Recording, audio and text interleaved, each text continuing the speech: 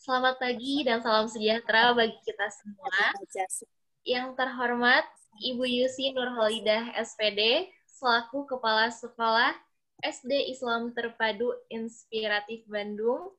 Yang kami hormati Bapak Hervin Wijayanti, ST MBA, selaku Ketua Komite Orang Tua.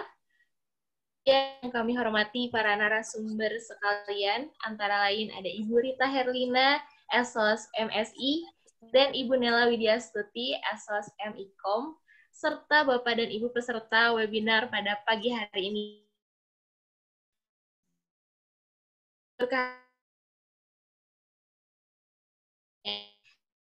Masih bisa berkumpul untuk bersama-sama menimba ilmu dari para narasumber yang luar biasa. Meski harus dilaksanakan secara online, semoga tidak menyurutkan semangat kita, dan semoga kita semua tetap dalam keadaan yang sehat.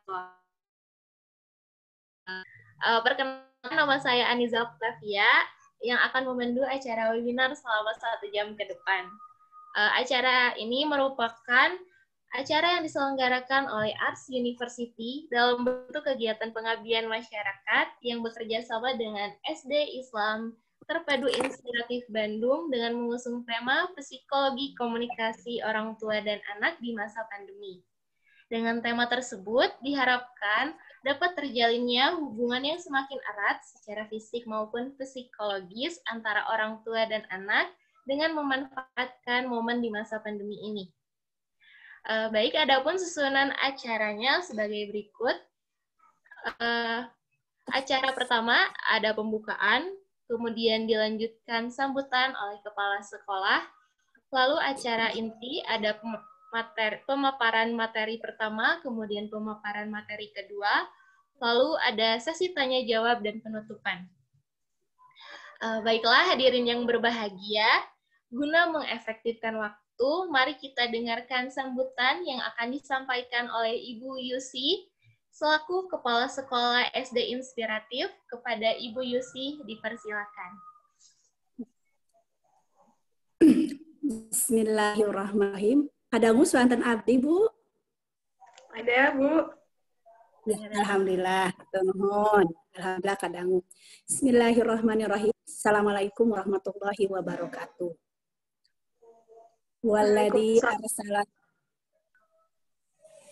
Walladzi arsala rasulahu bil huda wa dinil haq liyudhiruhu wa kafa billahi syahida.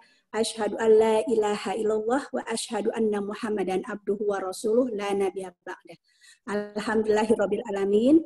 Yang terhormat Ibu dosen dan panitia dari Arts University yang telah berkenan bersama-sama kami untuk mengadakan webinar ini.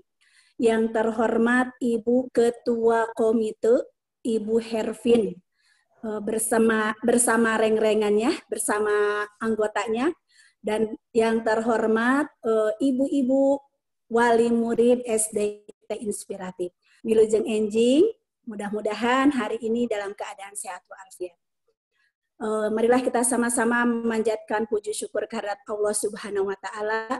Pada kesempatan pagi hari ini, Allah beri kita nikmat. Kenikmatan yang tiada tara, nikmat iman, nikmat Islam, serta nikmat sehat, dan nikmat silaturahmi, ya, silaturahmi yang tiada tara, bisa bertatap muka dengan ibu-ibu yang hebat-hebat dari Arts University. Semoga ini menjadi pintu kebaikan buat kita semua.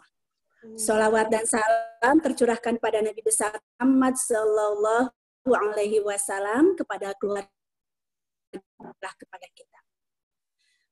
Ibu-ibu yang dirahmati Allah, alhamdulillah hari ini kita bisa dikumpulkan dalam room Zoom, insya Allah. Ini merupakan kerjasama antara Arts University dengan SDIT Inspiratif yang dijembatani mungkinnya oleh Ibu Komite, komite yang menjembatani. Subhanallah, terima kasih kepada Ibu Komite yang sudah bisa mengumumkan. Ya, seperti kita ketahui di masa pandemi ini, masa-masa yang membuat kita ibu-ibu mungkin ya agak diawali mungkin sudah hampir setahun ya, masa pandemi ini, pembelajaran PJJ ini sudah setahun. bagi kami di awal bulan Maret. Sekarang sudah menjelang Maret lagi, subhanallah, kami orang tua mungkin mempersiapkan mental, fisik, segala macam. Sekolah atau dari pihak orang tua bisa berjalan dengan efektif. Mungkin ada istilahnya mungkin ya, tegas jangan sampai ngegas gitu, kadang-kadang gitu ya. Di masa sekarang ini orang tua banyak yang ngegas juga gitu. Yang terasa bukan saya mungkin ya. Kita tegas ke anak tapi jangan sampai ngegas gitu. Seperti itu. Mudah-mudahan sama untuk bisa mengambil hikmah dari insya Allah yang akan dipaparkan oleh ibu-ibu pemateri dari ibu dosennya mungkin ya. Ini merupakan kerjasama dalam pengabdian masyarakat dari ibu dosen yang akan memaparkan tentang psikologi saat ini ketika ibu-ibu mengikuti pembelajaran PJJ ini. Ya mudah-mudahan ibu-ibu yang hebat-hebat yang sudah menyempatkan waktu, terima kasih. Kita sama-sama bisa menggali ilmunya, bisa memetik apa yang disampaikannya, dan terutama bisa mengaplikasikannya. Dan yang utama mungkin kita bisa semakin meningkatkan kesabaran kita sebagai orang tua. Itu mungkin dari ibu dan ibu-ibu. Hatur nuhun. Wassalamualaikum warahmatullahi wabarakatuh. Waalaikumsalam warahmatullahi wabarakatuh. Terima kasih Ibu Yusi atas sambutannya. Baiklah, selanjutnya kita akan memasuki acara inti, yaitu pemaparan materi dari para pembicara kita. Tetapi sebelum memulai pemaparan materi, saya akan menyampaikan beberapa aturan selama berlangsungnya acara ini, antara lain pemaparan materi terbagi menjadi 2 sesi, dengan masing-masing sesi berlangsung kurang lebih selama 15 menit. Kemudian ketika pemaparan sedang berlangsung, dimohon para peserta tidak melakukan interupsi terlebih dahulu. Kemudian bila ada pertanyaan dari Bapak atau Ibu sekalian dapat ditanyakan melalui room chat selama pemaparan berlangsung dan akan didiskusikan pada sesi tanya jawab. Terakhir, di sesi tanya jawab terdapat door prize bagi para penanya terbaik. Hadirin yang berbahagia, langsung saja guna mengefektifkan waktu, kita masuk ke sesi pertama dari pemaparan materi yang akan disampaikan oleh Ibu Rita Herlina, SOS MSI. Beliau merupakan seorang dosen di Fakultas Komunikasi dan Desain Arts University. Riwayat pendidikan beliau pernah menempuh S1 dan S2 di Universitas Islam Bandung. Kegiatan beliau selama beberapa semester ini telah memegang mata kuliah psikologi komunikasi dan aktif dalam berbagai seminar dan penelitian ilmiah. Kepada Ibu Rita, dipersilahkan. Bismillahirrahmanirrahim. Assalamualaikum warahmatullahi wabarakatuh. Waalaikumsalam warahmatullahi wabarakatuh. Alhamdulillahirabbil alamin. Saya ucapkan terima kasih kepada kepala sekolah, ketua komite, dan orang tua murid yang telah hadir dalam kegiatan workshop pengabdian masyarakat ini. Perkenalkan, saya Rita Herlina, dosen ilmu komunikasi dari Arts University Bandung. Pada kesempatan ini saya akan memaparkan materi tentang psikologi komunikasi orang tua dan anak di masa pandemi. Karena temanya berkaitan dengan psikologi komunikasi, maka di sini saya menyarankan kepada para orang tua semuanya agar memahami psikologi komunikasi terhadap anak. Mengapa? Alasannya di sini saya kaitkan dengan pendapat ahli yang mendefinisikan tentang psikologi komunikasi dari George E. Miller. Psikologi komunikasi adalah ilmu yang berusaha menguraikan, meramalkan, mengendalikan peristiwa mental dan behavioral dalam komunikasi. Artinya di sini adalah ketika menguraikan, orang tua pada saat berkomunikasi dengan anaknya harus mampu menjelaskan sebab dan akibat dari setiap perintah dan larangan yang disampaikan kepada anak-anaknya. Tidak hanya memerintah atau melarang tanpa menjelaskan apa sih sebab dan akibat yang akan diperoleh anaknya. Kemudian di sini meramalkan, orang tua itu harus mampu melihat masa depan anak-anaknya. Karena orang tua dengan pengalaman mendidik dan mengasuh anak-anaknya tentunya akan mengetahui ciri-ciri dan karakteristik anak-anaknya. Bahkan orang tua, khususnya ibu ya, dianggap memiliki insting atau naluri yang sangat kuat terhadap anak-anaknya.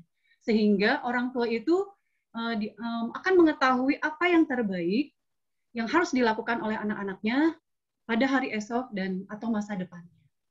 Kemudian di sini mengendalikan, artinya setiap orang tua itu harus bisa mencari dan juga memberikan solusi kepada anaknya. Baik dalam peristiwa mental maupun di sini peristiwa behavioral. Peristiwa mental adalah perilaku yang tidak terlihat, yang ada dalam diri anak itu dalam kebatinannya, dalam jiwanya. Misalnya adalah apakah orang tua mengetahui apa keinginan terpendam dalam diri anak-anaknya? Seperti apakah cita-cita anak-anak kita? Apakah ada yang paling disukai oleh anak-anak kita itu apa gitu ya? Kemudian apa yang paling juga dibenci oleh anak-anak kita? Nah, sebagai orang tua di sini harus mengetahui dan paham tentang anak-anak. Kemudian peristiwa behavioral adalah perilaku yang tampak, yang kita ketahui, yang kita bisa lihat gitu ya. Misalnya, apakah perilaku anak-anak kita tuh sudah sesuai dengan umurnya? Atau malah mungkin melenceng? Atau mungkin anak-anak kita itu justru seorang anak yang kreatif, seorang anak yang reaktif, yang positif gitu ya. Sehingga mereka mampu mengerjakan berbagai tugas secara mandiri. Nah, itu seorang tua itu harus mampu mengenal anak-anaknya. Oleh karena ini berdasarkan asumsi dari implicit personality theory bahwa kita semua adalah psikolog amatir. Saya sendiri adalah psikolog amatir, saya bukan seorang psikolog. Dan ibu-ibu atau orang tua yang ada di sini juga adalah psikolog amatir. Untuk menjadi psikolog amatir itu mudah, tidak harus sekolah tinggi ya. Tapi di sini harus diusahakan melalui proses, adalah melalui pengalaman kehidupan. Kemudian orang tua juga harus mau belajar berbagai macam literasi. Dan kemudian orang tua juga harus mengikuti berbagai macam kursus atau kegiatan seminar parenting atau berdiskusi dengan para pakar di bidang tumbuh kembang anak. Ya, jadi siapkan diri kita agar kita itu bisa lebih baik lagi dalam mempelajari psikologi komunikasi antara orang tua dengan anak. Berikutnya yaitu bentar ya. Di masa pandemi ini, semua orang tua dihadapkan dengan kondisi bahwa orang tua harus mendampingi anak belajar secara online. Itu mau tidak mau ya, kita tidak bisa menawar lagi karena memang ketentuannya seperti itu, sehingga orang tua harus berusaha menjadi solusi bagi anak-anaknya, bukan menjadi beban. Belajar online ini adalah alternatif atau pilihan lain gitu ya, dalam supaya anak-anak itu bisa tetap belajar di rumah, daripada tidak belajar sama sekali. Wah, kalau tidak belajar, misalkan dibiarkan, apa yang terjadi dengan anak kita? Sehingga di sini orang tua harus siap. Namun kalau orang tua tidak siap, nah ini yang bahaya ya. Banyak orang tua yang mengeluh, banyak orang tua yang merasa tertekan, karena waktunya banyak tersita untuk menemani anak-anaknya. Tapi orang tua di sini harus sadar bahwa orang tua itu harus mendampingi, bekerja sama dengan guru dan sekolah. Sehingga orang tua kalau tidak siap, maka banyak sekali dampak yang bisa ditimbulkan. Seperti tadi orang tua merasa terganggu ya waktunya. Dan yang lebih parah ini di sini kalau kita sering saksikan bersama dengan adanya belajar online ini adalah menimbulkan kekerasan verbal dan fisik terhadap anak. Sebelum saya menerangkan lebih lanjut mengenai ini, kita simak dulu penggal video berikut ini.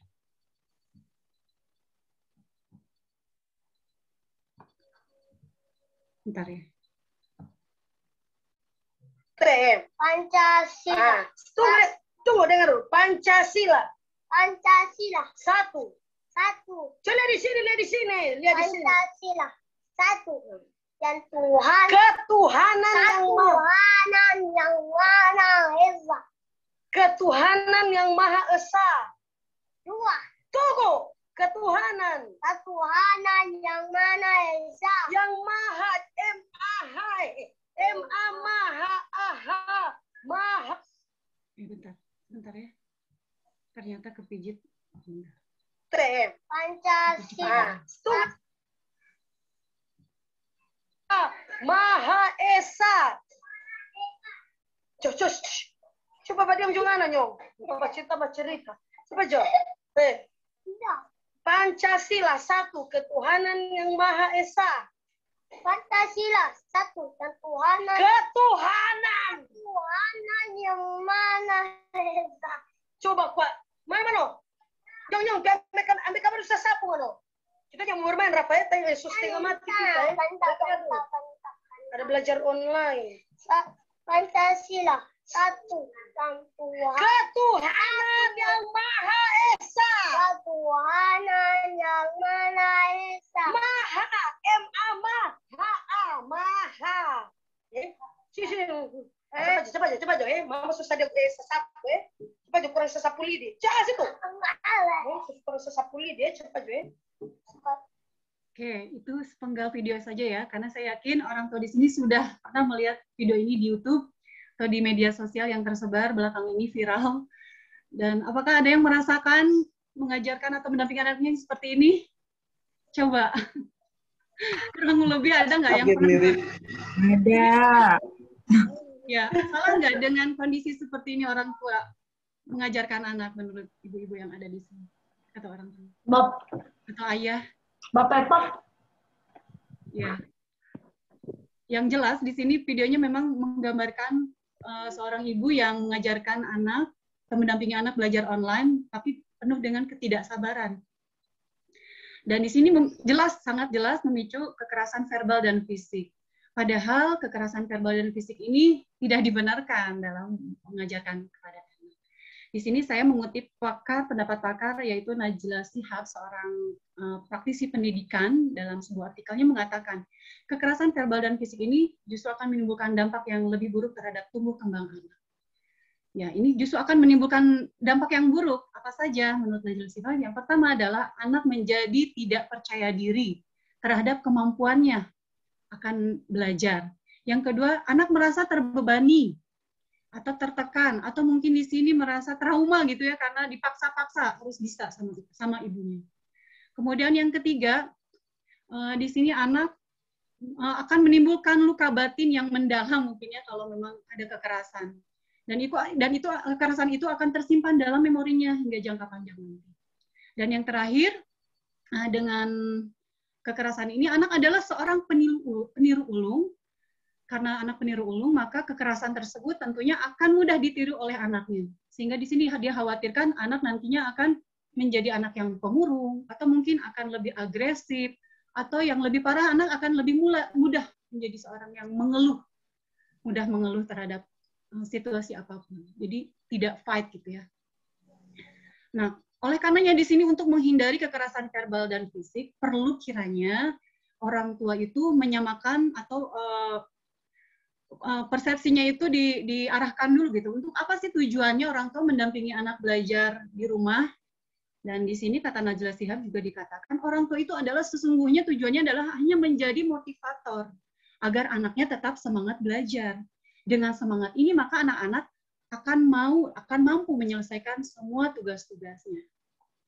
Kemudian perlu juga diingat bahwa di rumah itu orang tua tidak bisa 100% tiba-tiba menjadi guru dan menjalani tuntutan kurikulum. Artinya guru utamanya sih yang kalau pelajaran itu ya di sekolah. Kalau orang tua tidak perlu memaksakan diri tiba-tiba menjadi guru untuk semua mata pelajaran. Nah, oleh karenanya di sini saya dapat menyimpulkan terdapat pula komunikasi orang tua dan anak saat belajar online. Yang pertama adalah orang tua wajib menjalin komunikasi dengan guru. Orang tua perlu menanyakan bagaimana cara menghadapi anaknya di rumah. Orang tua juga perlu membicarakan bagaimana hasil yang diperoleh oleh anaknya. Ketika anaknya mengalami kesulitan, orang tuanya kalau bisa mendampingi atau mengajarkan ke anaknya sih oke-oke saja. Tapi kalau orang tuanya tidak sanggup, masa harus dipaksakan gitu ya. Nah, di sini harus adanya komunikasi dengan guru. Kemudian yang kedua, buat aturan main saat belajar dengan anak. Artinya di sini orang tua dengan anak harus berkomunikasi, membuat kesepakatan antara jadwal yang diberikan sekolah dengan jadwal yang dimiliki orang tua di rumah. Dengan membuat jadwal yang teratur dimulai dari bangun tidur, sholat, kemudian belajar, makan, bermain, hingga istirahat, itu semuanya harus disepakati. Dan semuanya pun harus diimbangi juga dengan adanya reward dan konsekuensi. Kenapa demikian? Dengan adanya reward dan konsekuensi ini, supaya anak-anak itu merasa terpancing, merasa ada tujuan gitu ya dalam mengerjakan tugasnya. Apalagi kan ini di rumah, pasti tentunya akan mengalami banyak kejenuhan. Nah, reward ini bisa diberikan misalkan berupa hadiah-hadiah kecil lah ya, tidak harus berupa uang, tapi harus bisa kita dengan kreatif memberikan mereka misalnya makanan kesukaannya, kemudian memberikan jatah liburannya, kemudian bisa memberikan tambahan waktu bermain gamenya, dan mungkin juga bisa memberikan tambahan sedikit uang jajannya gitu ya Bu ya, jangan pelit pada anak. Nah, yang kedua adalah konsekuensi. Konsekuensi itu bukan hukuman. Nah, justru itulah hukuman yang mendekatkan pada kekerasan. Di sini harus dirubah ya, hukuman dirubah menjadi konsekuensi. Konsekuensi adalah ketentuan yang diperoleh oleh anak ketika anak tidak menjalani kewajibannya. Harus disebutkan juga bahwa setiap anak itu atau setiap manusia itu memiliki hak dan kewajiban dalam hidupnya. Dan pada saat belajar, itu berarti kewajiban anak. Dan anak juga di sini juga mempunyai hak untuk mendapatkan reward tadi ya, reward berupa hadiah-hadiah, berupa pujian, berupa kebahagiaan dalam dirinya.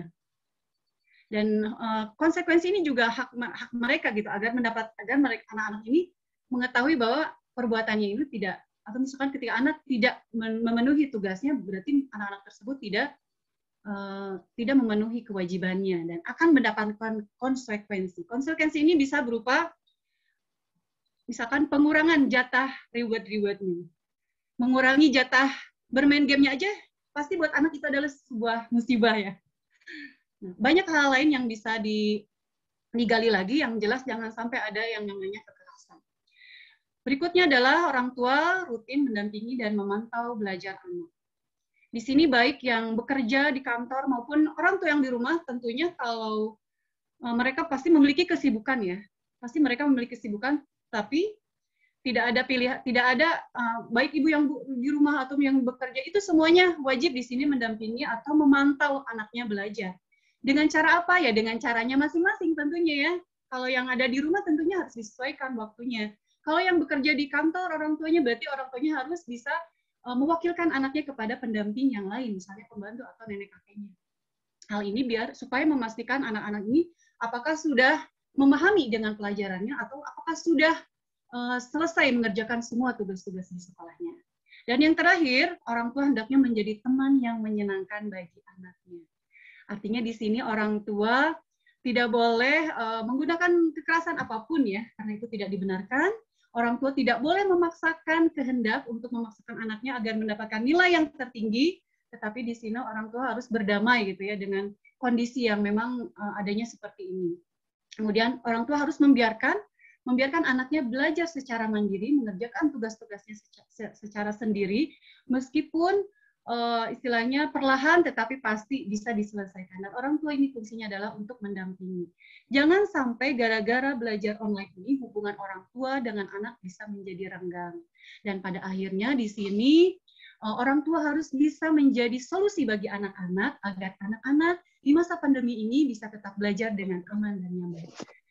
Terima kasih, demikian presentasi dari saya, mudah-mudahan berkenan. Wassalamualaikum warahmatullahi wabarakatuh. Waalaikumsalam warahmatullahi wabarakatuh. Terima kasih Ibu Rita telah menyampaikan pembahasan dengan sangat menarik dan luar biasa. Langsung saja, guna mengefektifkan waktu, mari kita simak kembali pemaparan materi kedua yang akan disampaikan oleh Ibu Nela Widya Stuti, Asas MIKOM. Beliau lahir di Bandung pada tanggal 23 Agustus 1984 dan menempuh pendidikan S1 di Universitas Pajajaran, jurusan Manajemen Komunikasi pada tahun 2002 hingga 2007, kemudian S2-nya di Universitas Pajajaran, jurusan Public Relation dengan pada tahun 2011 hingga 2013. Pengalaman mengajar beliau pada tahun 2013 hingga 2020 merupakan dosen ilmu komunikasi di Universitas Telkom. Kemudian pada tahun 2013 hingga 2019 merupakan dosen ilmu komunikasi di Universitas BSI Bandung. Kemudian pada tahun 2019 hingga sekarang merupakan dosen ilmu komunikasi di AS University.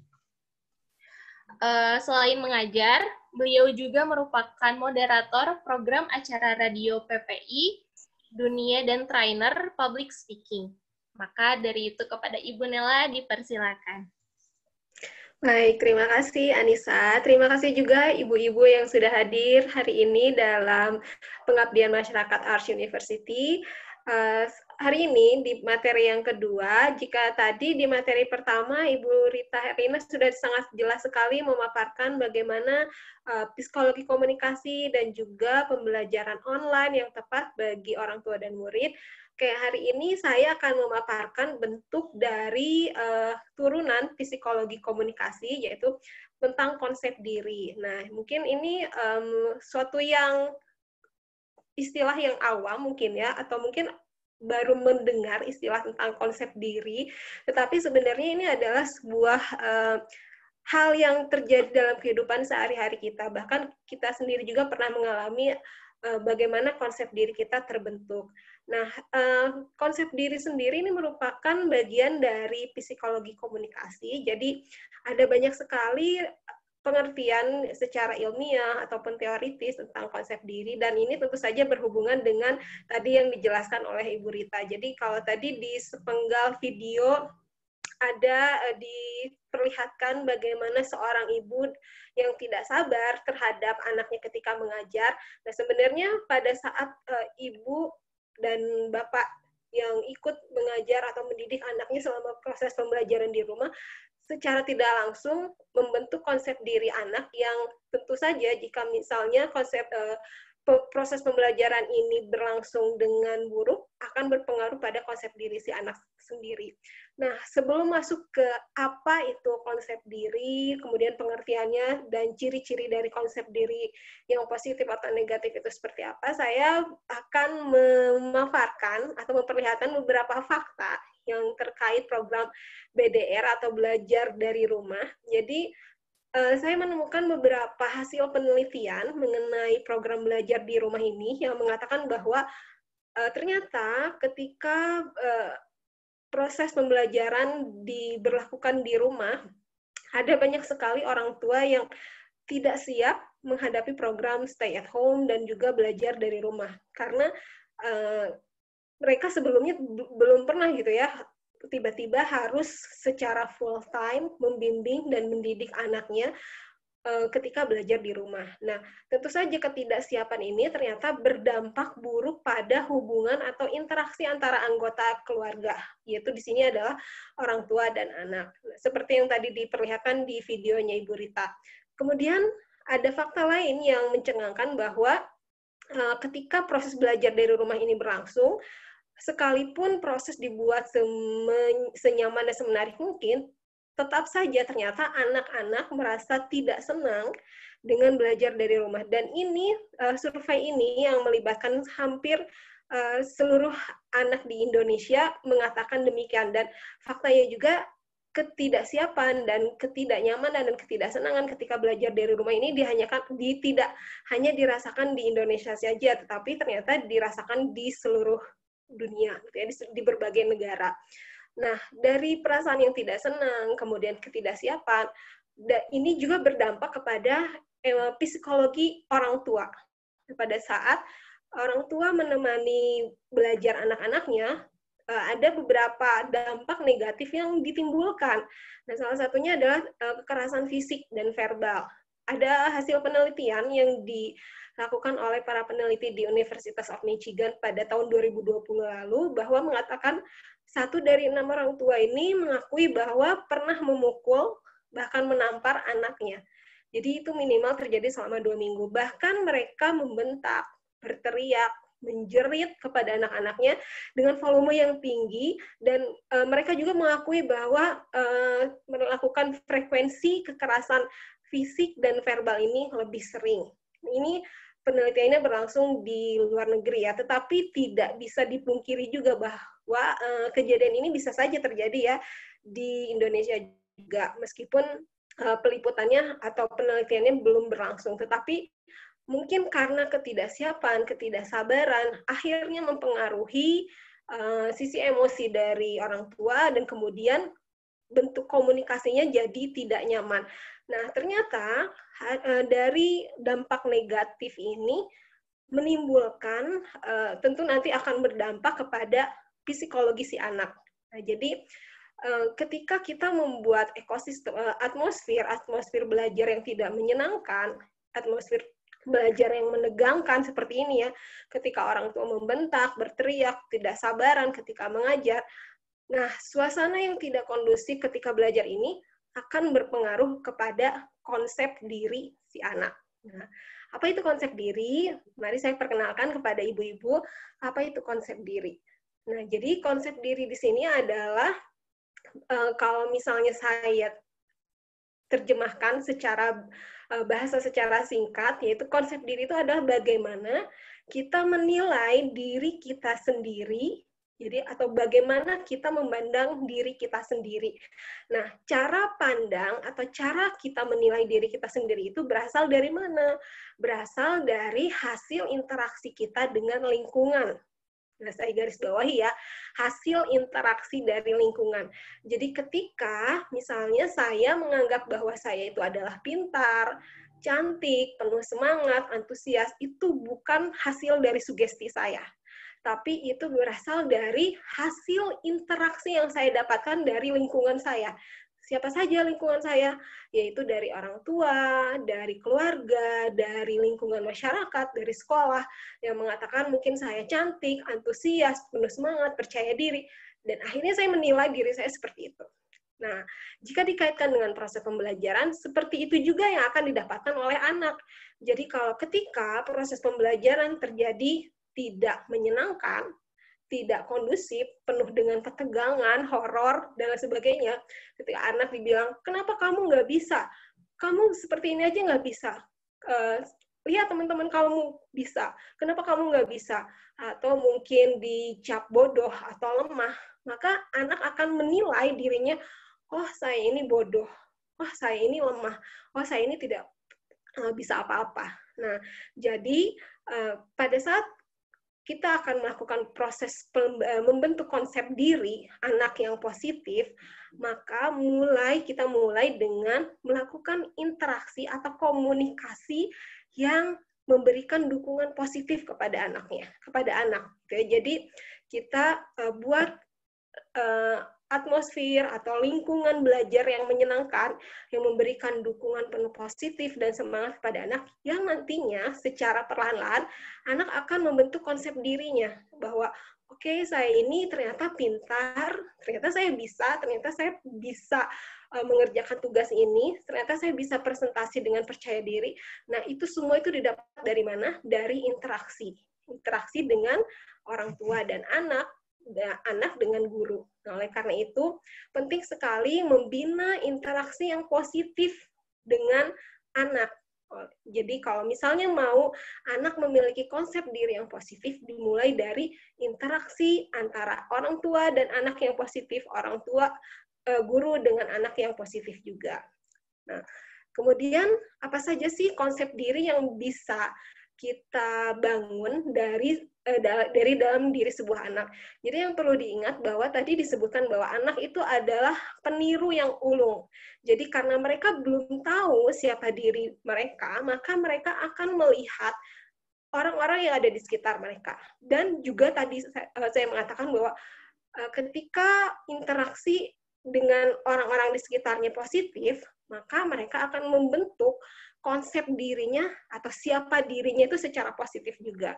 Nah, jadi konsep diri yang positif itu akan ditandai dengan dia akan merasa percaya diri ketika mengatasi berbagai masalah. Kemudian ketika dipuji, dia akan menerimanya tanpa rasa malu, tapi tidak juga mengurangi, tidak juga membuat si anak itu merasa sombong atau jumawa.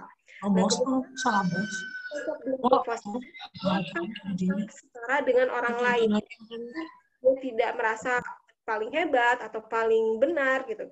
Nah, kemudian pada saat dia memiliki konsep diri yang positif, maka dia juga akan memiliki keinginan untuk selalu memperbaiki atau introspeksi ketika memiliki kesalahan. Ketika memiliki kesalahan, dia bukan lantas menjadi down atau menjadi murung, tetapi dia akan segera bangkit, kemudian memperbaiki setiap kesalahan yang ada.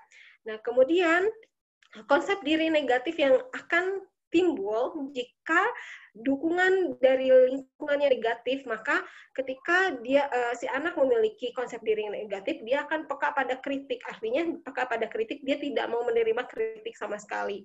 Kemudian ketika dipuji, dia akan sangat senang sekali gitu ya. Kemudian membuat si anak ini menjadi sombong. Gitu. Kemudian tidak mau mendapatkan saran dan pendapat dari orang lain.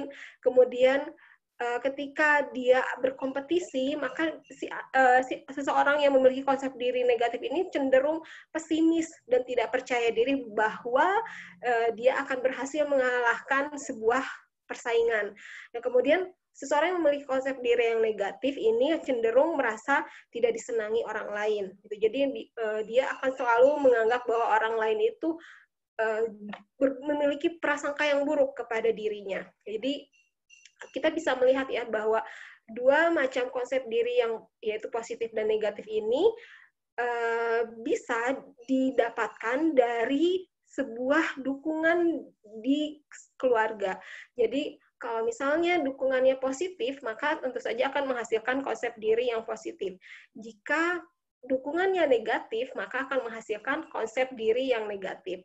Nah, jadi ibu-ibu, jika kita sudah menyadari bahwa ternyata hasil interaksi kita dengan anak-anak ini akan berpengaruh pada pembentukan konsep diri, maka sebenarnya di masa pandemi ini adalah sebuah momentum, sebuah waktu yang tepat bagi orang tua untuk membentuk konsep diri. Karena jika konsep diri ini salah dibentuknya dari sejak dini, maka ini akan berpengaruh pada masa depannya.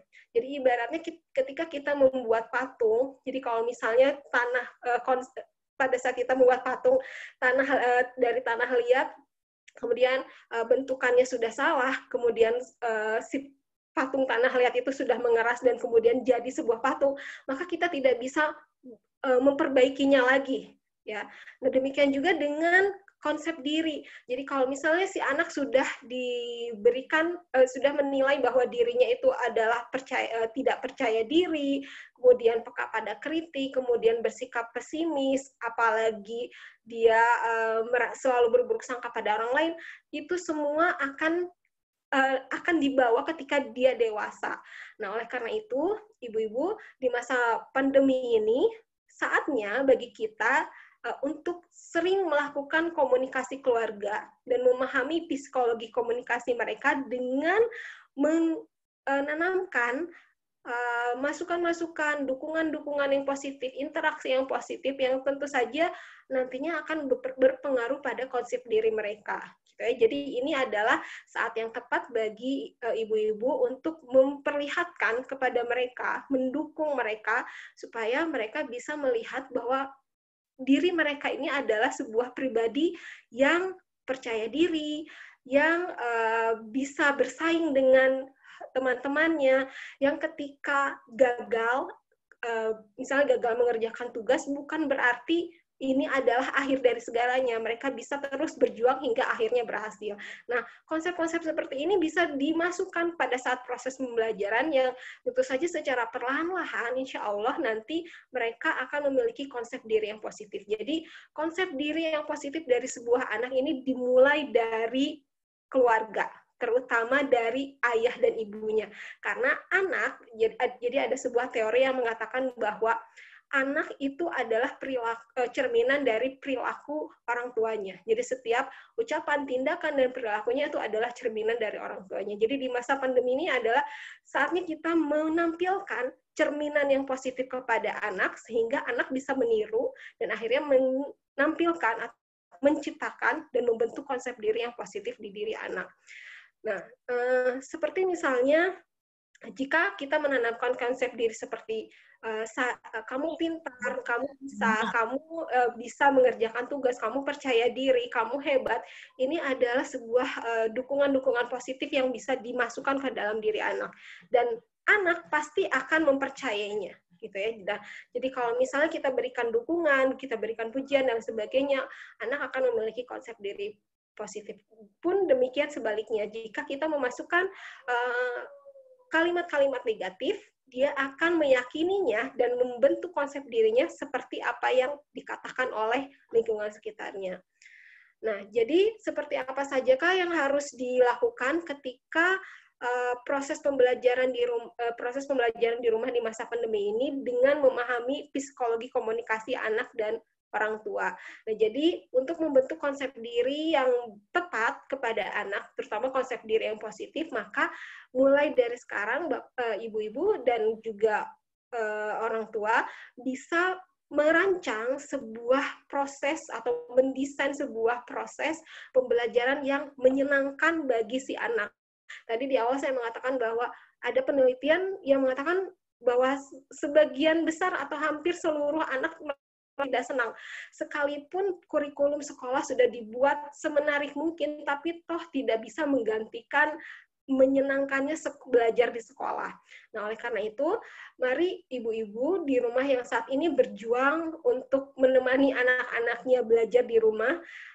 Selain bersabar ketika menemani belajar di rumah, kita sadari juga ya dari sekarang bahwa setiap perkataan atau kalimat yang kita sampaikan kepada anak itu nantinya akan membentuk konsep dirinya. Jadi harus berhati-hati. Nah, oleh karena itu buat cara untuk membuat mereka senang belajar di rumah juga dibuat lingkungan yang menyenangkan ketika belajar di rumah. Karena tadi saya mengatakan bahwa ini akan berpengaruh pada konsep dirinya. Nah, jadi dibuat yang pertama adalah dengan membuat kurikulum dari rumah. Jadi ada beberapa cara yang bisa dilakukan ketika membuat proses pembelajaran yang menarik. Salah satunya adalah membuat kurikulum dari rumah. Yang pertama adalah dengan menentukan prioritas tujuan. Nah, jadi ketika sudah tahu orang tua akan banyak mendampingi anaknya untuk belajar di rumah, maka tentukan prioritas tujuan belajar. Jadi pada saat nanti belajar di rumah bersama dengan anak-anaknya, sekalipun nanti peran guru lebih banyak dominan, tetapi setelah guru selesai menyampaikan materi, kemudian orang tua akan menemani, sisanya akan menemani anak ketika belajar. Nah, pada saat menentukan prioritas tujuan ini, setelah pembelajaran dengan guru selesai, maka ibu-ibu bisa menanyakan kepada anaknya, mana pelajaran yang sulit tadi, mana yang mudah. Jika si anak secara terbuka mengatakan bahwa ibu ini pelajaran matematika nomor 3 ini sulit sekali, aku tidak bisa. Nah, pada saat ini, pada saat anak sudah tahu bahwa dia tidak mampu, maka komunikasi yang harus tadi terjalin adalah komunikasi yang positif, ya, supaya psikologi anaknya juga menjadi positif. Nah, jadi di sini pada saat anak mengalami kesulitan, jangan posisikan kita sebagai orang yang paling hebat atau paling tahu tentang matematika ini gitu. Jadi posisikan dengan anak bahwa oh iya, ibu dulu juga pernah seperti kamu susah sekali mengerjakan soal ini, tetapi ibu akhirnya berhasil menyelesaikan dengan cara seperti ini gitu ya. Jadi posisikan secara setara antara anak dengan orang tua. Jangan posisikan orang tua sebagai yang paling hebat sehingga anak merasa terintimidasi. Jadi tujuan di sini adalah kita sama-sama belajar supaya bisa menyelesaikan tugas yang dianggap sulit oleh anak, tuh ya. Kemudian langkah yang kedua ketika membuat kurikulum dari rumah, jadi pada saat membuat kurikulum dari rumah ini bisa menggunakan langkah membuat RPP. Jadi kalau istilah RPP di konsep psikologi komunikasi belajar orang tua dan anak, yaitu rencana proses pembelajaran. Di sini, rencana proses pembelajaran di sini diartikan bahwa ibu dan juga didukung oleh ayah membuat rencana-rencana yang akan dilakukan dalam 1 minggu, dalam 1 bulan. Jadi minimal buat jadwal kegiatan bersama. Isi jadwalnya bukan hanya belajar, jadi bukan hanya cuma belajar, membaca buku, itu pasti nanti anak akan stres. Tapi juga secara bersama-sama dengan anak, tentukan jadwal kapan belajar, kapan bermain, kapan olahraga, kapan membaca buku, kapan istirahat, dan sebagainya. Nah, apa manfaatnya ketika membuat rencana proses pembelajaran ini? Jadi anak bisa tahu apa yang harus dilakukan setiap harinya. Nah, dengan adanya jadwal kegiatan bersama ini akan menuntun anak bahwa dia memiliki tanggung jawab dan juga bahwa setiap harinya ini harus diisi dengan hal yang positif. Beda ketika tidak memiliki jadwal kegiatan bersama sama sekali, ini akan menyebabkan anak merasa bahwa belajar di rumah, kalau udah belajar ya udah santai-santai saja gitu. Nah, ini sangat bahaya sekali karena ketika tidak ada jadwal kegiatan, maka energi belajar dari rumahnya itu akan tidak ada. Nah, tapi beda kalau misalnya ada jadwal kegiatan bersama, dia meyakini bahwa proses belajar itu bukan ketika dia bersama gurunya, bahwa belajar itu ketika bermain, ketika olahraga, membaca buku, itu adalah proses belajar dari rumah. Nah, jadi membangun energi belajar dari rumah ini bisa dilakukan dengan rencana proses pembelajaran yang dibuat dalam bentuk jadwal kegiatan bersama. Nah, kemudian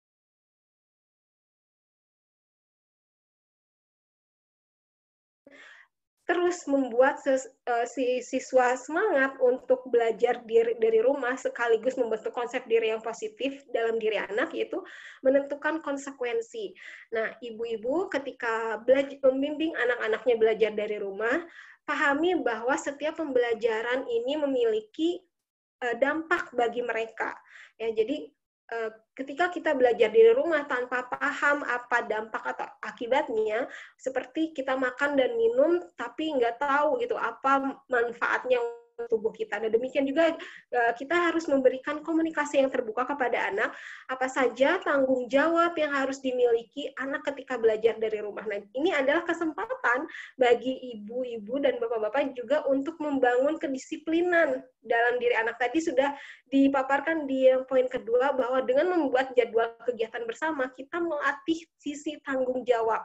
Nah, bentuk disiplin tanggung jawab yang ada dalam diri anak ini merupakan salah satu cara kita membentuk konsep diri yang positif. Ya, jadi bayangkan kalau misalnya dari sejak dini kita sudah menanamkan rasa tanggung jawab, maka kita bisa insya Allah di masa depannya atau ketika dewasa dia sudah tahu bahwa setiap pilihan yang dia buat, dia harus mempertanggungjawabkannya. Setiap pilihan yang dia buat pasti akan ada akibatnya. Jika dia rajin belajar dan mematuhi jadwal kegiatan yang sudah disepakati, maka dia pasti akan menjadi anak yang pintar gitu. Nah, oleh karena itu, tentukan konsekuensi. Konsekuensi di sini ingat ya ibu-ibu bukan hukuman, tetapi di sini adalah melatih rasa tanggung jawab mereka terhadap apa yang harus mereka lakukan.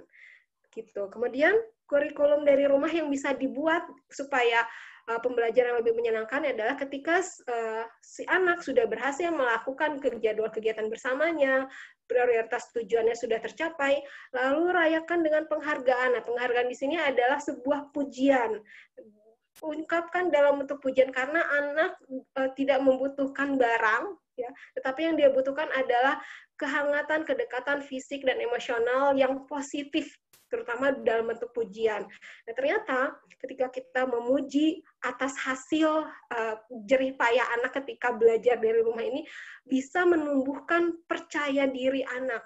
Dia akan merasa bahwa, oh saya ini memiliki arti dan memiliki peranan yang penting dalam keluarga, terutama ketika dia berusaha menjadi anak yang baik kepada orang tuanya. Nah, jadi dengan pujian ternyata tadi bisa menimbulkan kepercayaan diri dari anak, dan kepercayaan diri ini merupakan sebuah konsep diri yang positif. Jadi kalau misalnya dia menilai dirinya positif, dia menilai dirinya bahwa dia adalah pribadi yang percaya diri dan tangguh. Nah, jadi keempat langkah tadi ini merupakan bisa diterapkan oleh ibu-ibu semua supaya proses pembelajaran di rumah bisa menyenangkan, tapi juga berdampak pada psikologi si anaknya. Jadi jangan menganggap bahwa pandemi ini saya mengharuskan mendampingi anak secara 24 jam belajar, tetapi jadikan ini sebuah momentum atau ajang bagi ibu-ibu sekalian dan juga ayah untuk bisa membentuk karakter dan konsep diri yang positif. Dan tentu saja itu semua dimulai dari diri kita sebagai orang tua ya. Jadi pantulkan cerminan positif yaitu dalam bentuk perilaku, tindakan, dan ucapan yang positif. Karena perilaku, tindakan, ucapan positif kita kepada anak nantinya akan membentuk konsep diri yang positif. Kalau konsep dirinya positif dari sejak kecil, maka dia akan melihat dirinya sebagai orang yang positif di masa depan, gitu ya. Jadi ini sebuah anugerah dari Allah bahwa kita diberikan kesempatan untuk lebih banyak melakukan komunikasi keluarga bersama dengan anak-anak. Dan insya Allah semoga dengan kesabaran dan usaha dari orang tua untuk mendidik anaknya selama 24 jam karena pandemi ini bisa menghasilkan pribadi-pribadi yang tangguh bagi anak-anaknya supaya bisa menghadapi persaingan yang lebih ketat di masa depan. Nah, demikian penjelasan atau materi saya mengenai konsep diri yang merupakan bagian dari psikologi komunikasi. Terima kasih atas perhatiannya. Jika ada pertanyaan, kami insya Allah bisa menjawabnya.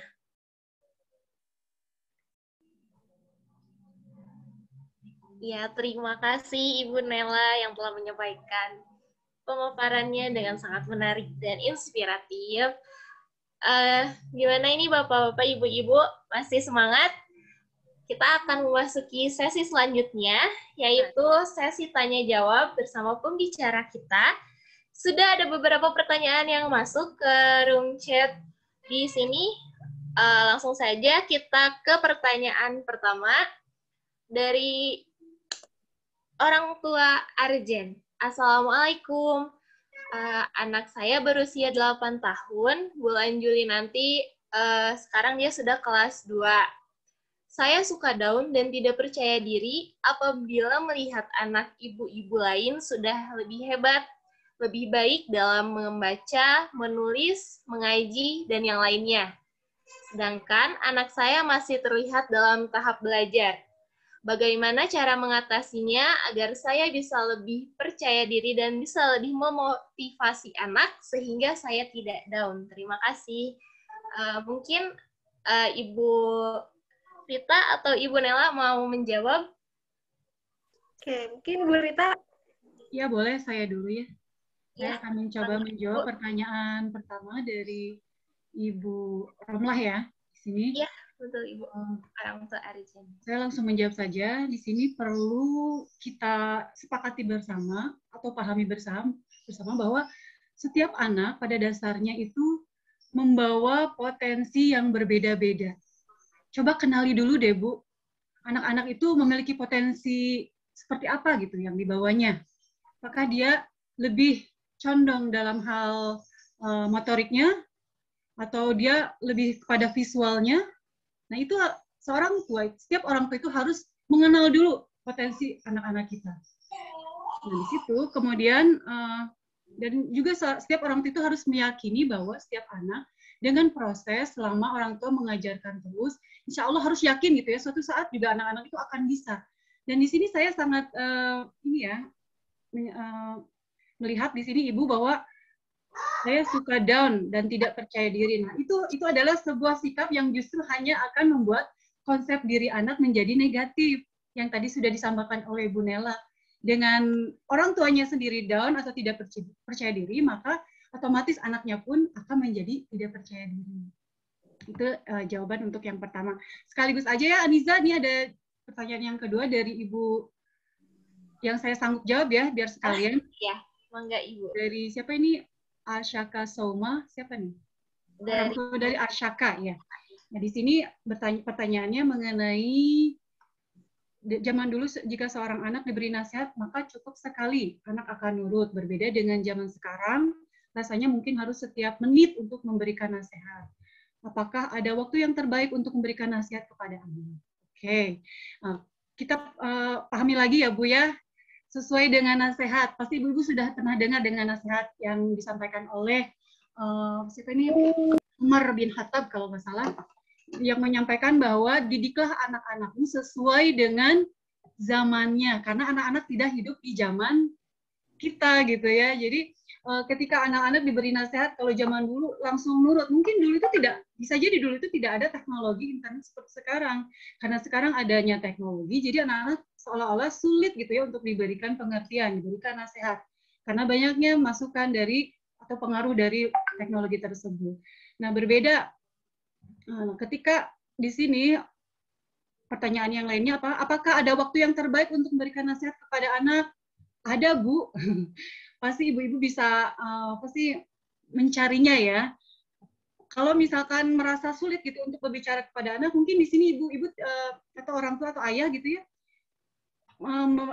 kurang tepat gitu ketika memberikan nasihat pada anaknya. Kalau anak-anak sedang bermain game, anak-anak sedang konsentrasi dengan kesibukan dirinya, maka ya memang itu akan sulit diberikan nasihat.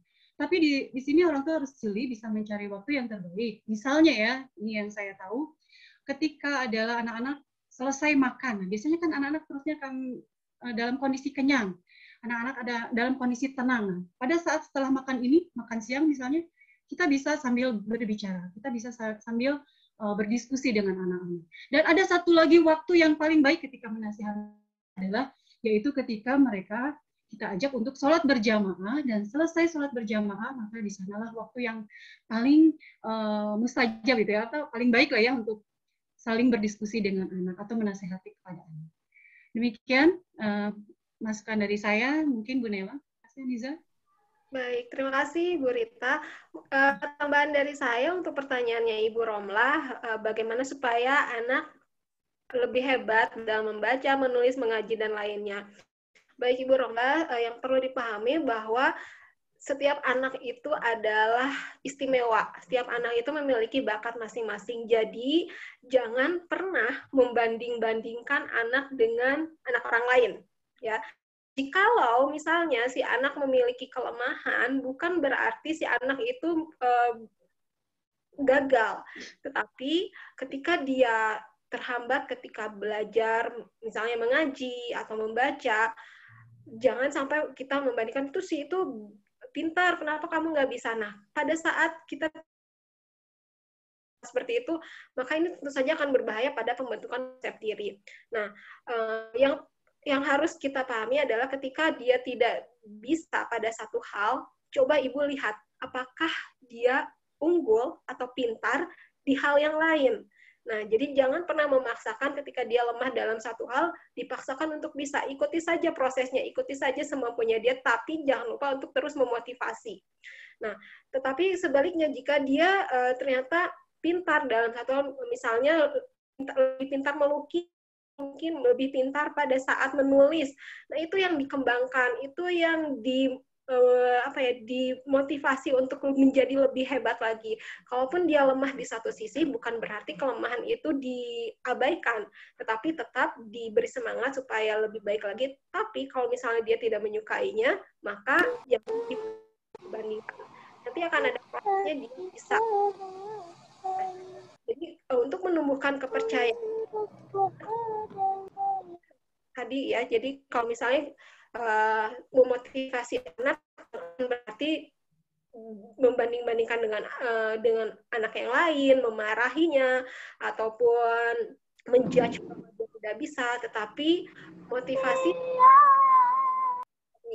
kalimat-kalimat pujian setiap dia berhasil. Jadi setiap ada progres yang positif, sekalipun itu progresnya dinilai, misalnya ketika hafalan, meskipun hafalan baru hafal 2 ayat, tetapi yang anak yang lain sudah 15 ayat, dia sudah mampu menghafal 2 ayat, berikan pujian yang sebagus mungkin untuk si anak. Ya, dengan pujian itu, tadi saya mengatakan bahwa pujian kepada anak itu memiliki efek menumbuhkan percaya diri.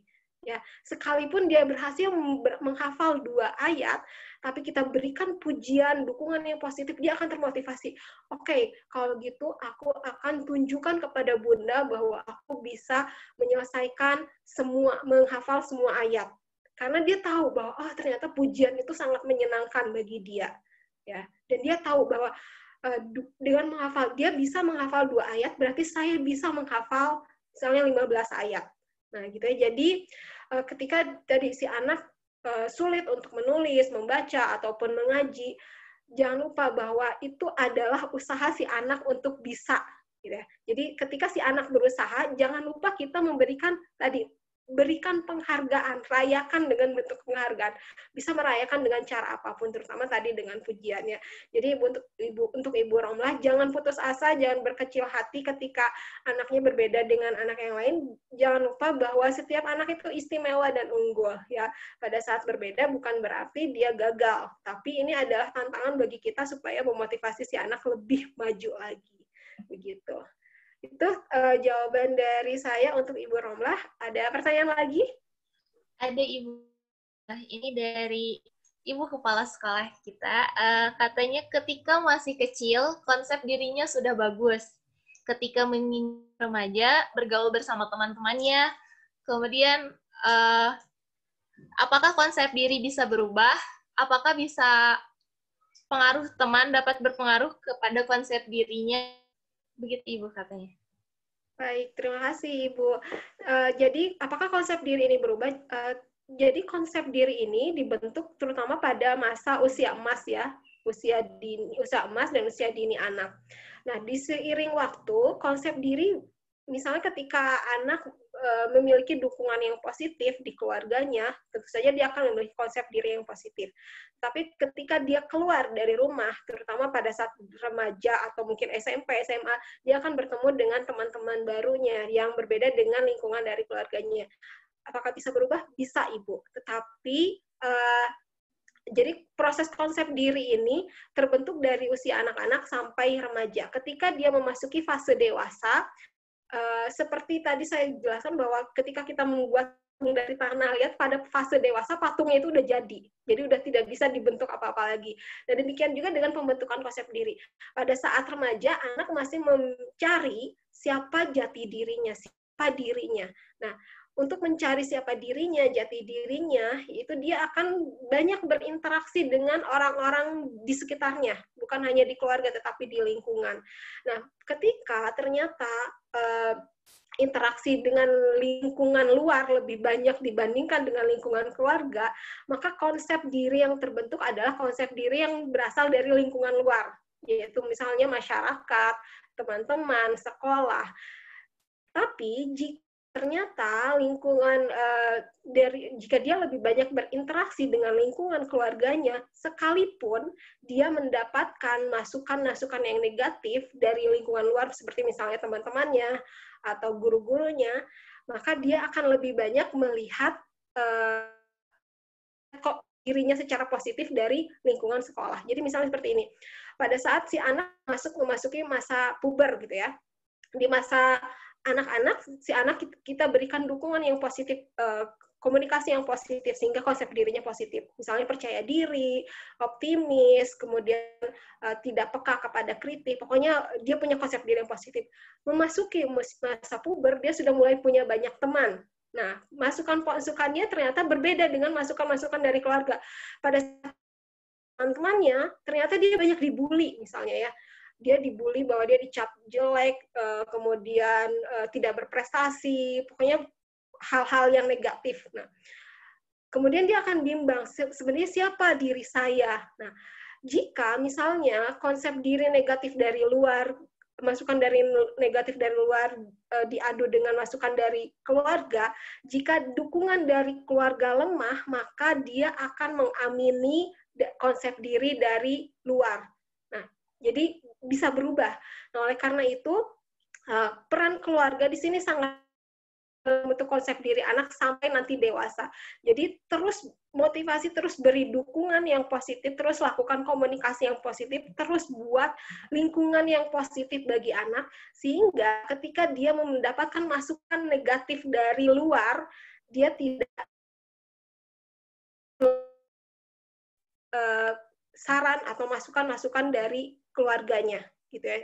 Jadi konsep diri yang positif akan tetap terbentuk sekalipun masukan negatif dari luar itu masuk, gitu. Jadi konsep diri ini akan berubah pada saat remaja. Nah, tapi pada saat dewasa konsep diri akan secara permanen terbentuk, gitu ya. Jadi jika dari mulai anak-anak sampai remaja, anak-anak sudah dibentuk secara positif siapa dirinya, maka sampai dewasa ya akan seperti itu, gitu. Jadi oleh karena itu di sini PR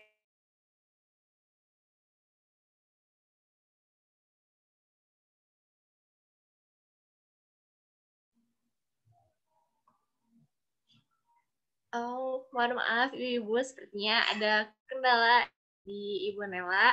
Positif, menciptakan lingkungan positif kepada anaknya sampai dia remaja nanti. Ya. Jadi buat tadi seperti saya bilang, buat pantulan yang positif, yaitu berperilaku, bertindak, berucap yang positif kepada anak, nantinya anak akan meniru dan menilai dirinya juga positif. Gitu ya, Bu. Terima kasih. Selanjutnya lagi. Mungkin ini ada satu pertanyaan lagi, tetapi waktunya tidak mencukupi. Boleh. Teruskan kepada Mamah Kaila, tidak apa-apa. Boleh, bisa. Mau dilanjut pertanyaan lagi atau langsung ke kesimpulan aja? Bisa dilanjut saja satu pertanyaan lagi. Oh, baik Ibu. Pertanyaan dari Mamah Kaila. Di masa pandemi ini, banyak orang tua yang beranggapan bahwa pandemi ini adalah ujian dan cobaan yang berat karena mereka dengan keterbatasan harus mendampingi PJJ. Hal ini dirasa sangat sulit bagi mereka. Pertanyaannya, bagaimana caranya membentuk mindset para ibu bahwa pandemi ini adalah anugerah dari Allah Subhanahu wa Ta'ala agar kita bisa mendidik anak dan membentuk konsep diri yang positif. Seperti itu. Oke, terima kasih untuk Ibu Erlin. Tadi berhubungan juga dengan materi dari saya tentang konsep diri, bahwa di masa pandemi ini, ternyata Allah memberikan kesempatan kepada kita orang tua untuk mendapatkan waktu ekstra bersama keluarga. Ya, jadi kita diberikan kesempatan untuk berkomunikasi lebih intens lagi dengan anak, terutama pada saat belajar. Itu anugerah yang paling utamanya. Jadi kalau dulu mungkin kita pada saat anak belajar di sekolah, anak nyampe ke rumah siang atau sore, selebihnya anak bermain dan sebagainya, waktu untuk berinteraksinya sedikit.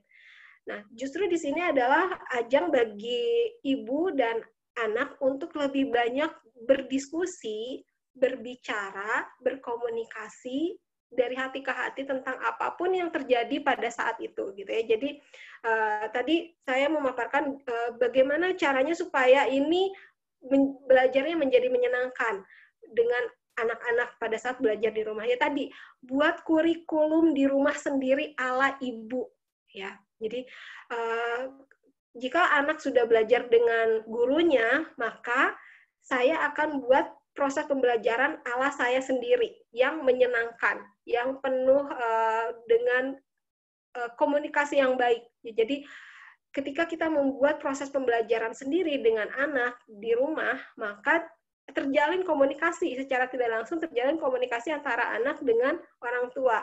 Nah, jadi tadi seperti membuat jadwal kegiatan bersama, menanyakan apa yang sulit, kemudian melatih mereka untuk percaya diri ketika mereka mengalami kesulitan, memberikan penghargaan atau pujian ketika mereka berhasil melakukan tugas, itu sebenarnya adalah bentuk-bentuk komunikasi yang nantinya bisa dilakukan oleh ayah ibu di rumah ketika mendampingi anak belajar di rumah. Ya, jadi ada sebuah ikatan emosional yang kuat ketika belajar dari rumah, ketika kita secara sabar mendidik mereka, membimbing mereka, kemudian secara bersama-sama belajar bersama mereka, sehingga mereka merasa, oh senang sekali belajar dengan Bunda, karena Bunda mengajarnya dengan sabar, dengan telaten, dengan penuh kasih sayang, dan setiap aku berhasil, aku pasti selain diberikan hadiah, juga diberikan kehangatan dan pujian dari Ibu. Nah, itu semua yang sebenarnya dibutuhkan, yang mungkin tidak bisa didapat dari sekolah, gitu ya. Jadi kedekatan emosional satu orang per orang itu yang tidak bisa didapatkan anak dari sekolah. Nah, jadi ini adalah sebuah anugerah sebenarnya buat ibu-ibu dan ayah untuk menjalin kedekatan yang lebih dekat lagi dengan anak tadi, dengan cara melakukan mendesain atau membuat kurikulum dari rumah dengan membuat proses belajar yang menyenangkan untuk si anak, gitu ya. Itu mungkin jawaban dari saya. Mungkin ada tambahan dari Ibu Rita Herlina. Cukup, Bu Nela, sepertinya memang sudah sangat lengkap sekali ya. Tadi kan sudah diulang. Terima kasih. Baiklah, terima kasih Ibu Nela dan Ibu Rita. Dikarenakan waktu yang telah menunjukkan pukul 10, langsung saja kita ke acara penutupan. Dari kesimpulan kesimpulan yang dapat ditarik dari pembahasan kali ini adalah orang tua wajib memahami psikologi komunikasi terhadap anak guna mendukung pembentukan karakter positif sang anak. Kemudian interaksi antara orang tua dan anak berpengaruh kepada konsep diri sang anak. Konsep diri adalah persepsi, pandangan, dan perasaan kita tentang diri sendiri dipengaruhi oleh lingkungan. Pada masa pandemi ini, masa yang tepat untuk para orang tua menunjukkan dukungan positif agar anak bisa lebih percaya diri dan membentuk konsep diri yang positif pula.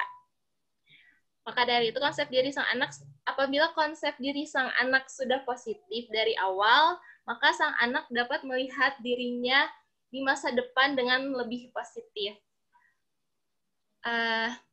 Terima kasih untuk Ibu Nela dan Ibu Rita yang telah menyampaikan pembahasan dengan begitu luar biasa. Langsung saja, sebelum mengakhiri acara kali ini, kita akan sesi foto-foto terlebih dahulu, sesi dokumentasi. Dibagikan siapa pemenang dari penanya terbaik? Oh, boleh Ibu langsung disebutkan namanya di sini atau nanti dihubungi terakhir? Ya. Sebenarnya pertanyaannya semuanya bagus sekali, tapi sayang sekali hadiahnya terbatas cuma satu, tapi saya pilih saja ya Ibu Rita, atau Bu Rita mau ikut memilih? Ya, silakan, saya serahkan saja. Mungkin pertanyaan terbaik yang akan saya berikan, yang saya nyatakan sebagai pertanyaan terbaik, saya berikan kepada Ibu Romlah. Selamat Ibu Romlah, semoga ini juga bisa menjadi motivasi untuk Ibu Romlah supaya lebih semangat lagi dalam mendidik anaknya di rumah ya. Ibu Romlah, sepertinya masih di mute dan non-aktif videonya. Mungkin hadiah bisa dikirim langsung ke Ibu Romlah ya. Insya Allah Mama Arjen ya, dapat hadiah ya Mama Arjen. Ya, langsung saja. Mama Arjen. Langsung saja kita ke penutupan. Alhamdulillah, kita telah sampai di penghujung acara. Terima kasih saya ucapkan kepada Kepala Sekolah SD IPTEK Inspiratif Bandung, kemudian Ketua Komite, orang tua yang telah hadir pada acara kali ini, kemudian terima kasih kepada Ibu Nela dan Ibu Rita, serta para tim Abdi Mas yang telah bertugas. Tidak lupa kami ucapkan kepada para peserta yang telah menyimak acara ini dari awal hingga akhir. Semoga banyak ilmu yang kita dapatkan dan bisa kita aplikasikan dalam kehidupan sehari-hari. Akhir kata, sekian dan terima kasih. Wassalamualaikum warahmatullahi wabarakatuh. Waalaikumsalam warahmatullahi wabarakatuh. Hatur nuhun kepada ibu-ibu dari Ars University, Ibu Nela sama Ibu. Hatur nuhun. Assalamualaikum. Izin lihat ya Bu, sudah fotonya ini. Belum Ibu. Iya, on kamera. Ibu-ibu foto dulu. On kamera, kita sesi foto-foto terlebih dahulu. Dikasih aba-aba ya, Nisa. Iya, foto tercantik. Ini mama-mamahnya belum pada on. Ayo dibuka kameranya Ibu. Nadine, Umi Ahmad. Ayo. Ayo, kita foto-foto. Yang ada saja gitu Ibu ini. Iya, nggak apa-apa, yang ada aja, nggak apa-apa. Ayo Mas Aka, ayo Mbak Adnan, Umi Rafa. Langsung ya Ibu. Ayo kita difoto ya. Yang ada aja nggak apa-apa. 1, 2, 3. Boleh Ibu ganti gaya sekali lagi. 1, 2, 3. Terima kasih Ibu. Terima kasih. Romlah dan Dede Arjen. Ya. Selamat Arjen. Oke. Mama Arjen dapat hadiah. Bagi-bagi. Asik.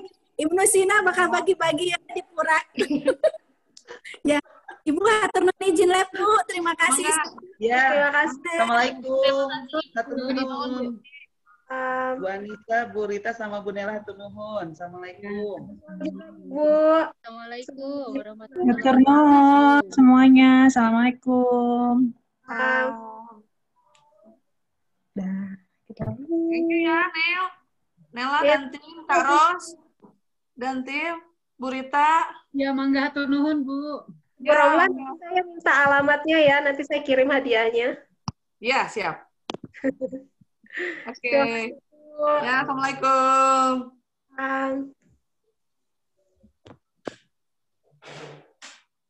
Alhamdulillah. Masih ada Bu Romlah nih. Alhamdulillah. Sukses, Kak Ros. Materinya bagus. Terima kasih ya Puspa ya. Tadi Nisa salah tuh. Pak Herpin. Bu Herpin. Saya kira bapak-bapak. Udah aku kirim kemarin. Maaf.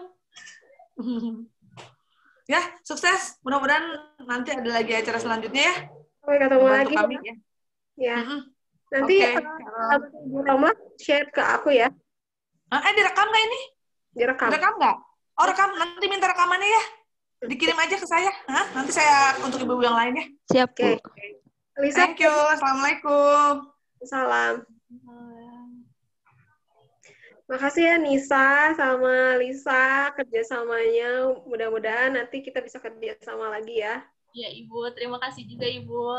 Ibu Rita, Ibu Nela sudah mempercayakan saya memandu acara. Meskipun masih banyak kesalahan Ibu, gempur. Alhamdulillah, Nisa. Makasih ya, Nisa. Lisa. Banyak bagus kok. Meskipun tadi salah Bapak jadi Ibu jadi Bapak. Saya juga bingung kok ada bapak-bapak. Mudah-mudahan enggak ya. Tapi nggak apa-apa kok. Tapi segitu mah udah bagus ya, Nel ya. Udah lancar. Misalnya Alhamdulillah. sesuai dengan susunan acara dan bisa mengisi acara Zoom. Kan beda Zoom kalau dengan live itu beda. Keren. Tadinya aku mau mute peserta malah keklik Bu Nela gitu. Jadi tadi itu ada error dikit. Maaf, Bu. Oh gitu ya, udah deh nggak apa-apa. Tapi itu bentar kan ya di mute-nya. Ya. Ya udah Tapi tuh. saya Lisa ya, perannya sangat berharga di acara ini, Lisa. Nanti insya Allah aku Bu Nela ini ya, Bu Nela transfernya dalam bentuk kuota nggak apa-apa kan Lisa ya?